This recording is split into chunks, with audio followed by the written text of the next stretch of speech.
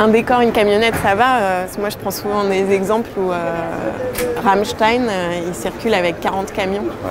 Après, je veux pas me faire des ennemis, hein, donc...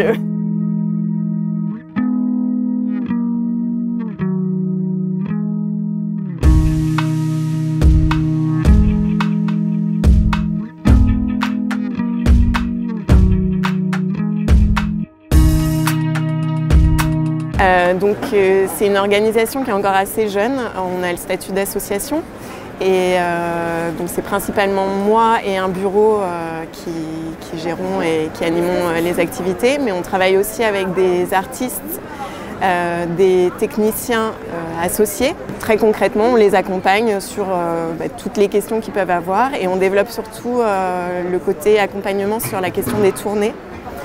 Parce qu'autant les festivals sont très actifs et assez engagés dans la question environnementale, c'est vraiment les pionniers sur ça. Maintenant les salles suivent, mais côté tournée, on est dans un écosystème tellement complexe aussi que personne n'a vraiment les solutions et que c'est beaucoup du sur-mesure, suivant la carrière, le niveau de connaissance, de sensibilisation des artistes.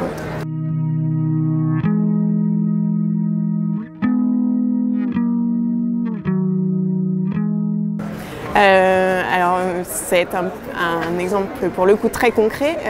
On est beaucoup sollicité par exemple sur la question de l'impact carbone et de comment on peut le compenser. Nous, la compensation carbone, on est assez prudent par rapport à ça. On demande beaucoup de transparence. On a envie aussi d'être assez exemplaire dans nos démarches.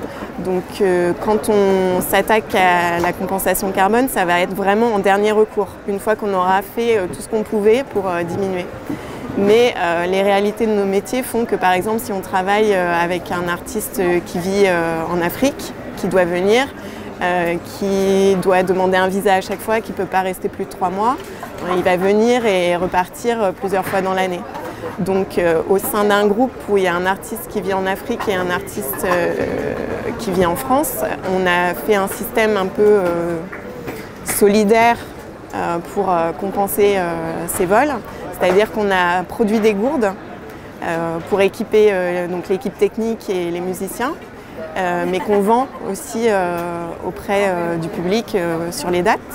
Et on ne fait pas de profit sur la vente. Par contre, on a une sorte de tirelire interne et l'argent qu'on gagne par ces ventes, on le réinvestit dans des projets environnementaux. Donc ça peut être parfois, parce que pour aller sur une date, ça serait moins cher d'y aller en avion, mais on décide d'y aller en train, donc ça peut permettre de compenser la différence de prix. Mais aussi pour compenser les vols qu'on ne peut pas éviter. On le réinvestit en choisissant un projet qu'on a envie de soutenir. Donc ça peut être en Afrique, ça peut être, on a fait une résidence sur l'île de la Réunion où on a soutenu un entrepreneur environnemental sur place. Et on lui a aussi donné la parole, donc on l'a invité à venir avant des concerts et il a rencontré l'équipe. Donc il y a aussi ce travail à la fois de sensibilisation des publics, des différents partenaires, des musiciens. Et puis cette idée de coopération qui soit juste, parce qu'en fait on a le luxe, nous en Occident, de pouvoir se poser cette question, mais la réalité n'est pas la même et les gens qui sont impactés sont souvent aussi ceux qui sont empêchés de voyager et de travailler.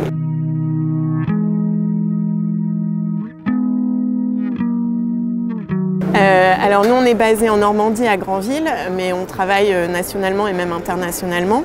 On a un site internet, donc thegreenroom.fr, et après on fait vraiment du sur-mesure. Donc ce qui veut dire que quelqu'un va venir nous voir et aura souvent ça vient avec une question, juste en disant moi je suis un artiste, je prends l'avion tout le temps, mais dans ma vie de tous les jours j'essaye de faire des efforts et j'arrive pas du tout à concilier ça avec ma vie professionnelle. Ou ça peut être vraiment un projet émergent et qui a cette conscience-là et qui veut vraiment l'intégrer au début. Donc ça va être comment je fais pour penser mes décors, pour penser toute ma production de manière éco-responsable. Et donc là, évidemment, ça va être un accompagnement assez long. Et ça, c'est vrai qu'on aime bien suivre les projets, on aime bien aussi pouvoir les évaluer, pouvoir faire un vrai suivi. parce que ça nous sert, nous, pour savoir les choses qu'on peut reproduire ou non, ce qui a marché, ce qui n'a pas marché. Et ça nourrit aussi la réflexion auprès d'autres. Parce qu'on est vraiment dans cette idée d'avoir le facteur environnemental qui soit pris comme un critère comme les autres, comme le critère économique par exemple, dans tout le choix et dans toute la démarche de construction des tournées par exemple. Mais aussi d'être dans le partage et dans l'échange et dans la communication, parce que les artistes eux-mêmes ou les techniciens eux-mêmes n'arriveront pas à changer toute l'industrie de la musique. Donc c'est vraiment important. Nous on se voit vraiment comme un facilitateur en fait entre les salles de spectacle et les différents intermédiaires, et plus l'artiste sera avancé dans sa carrière, plus il y aura d'intermédiaires souvent. Donc voilà un peu comment on voit les choses. Merci beaucoup.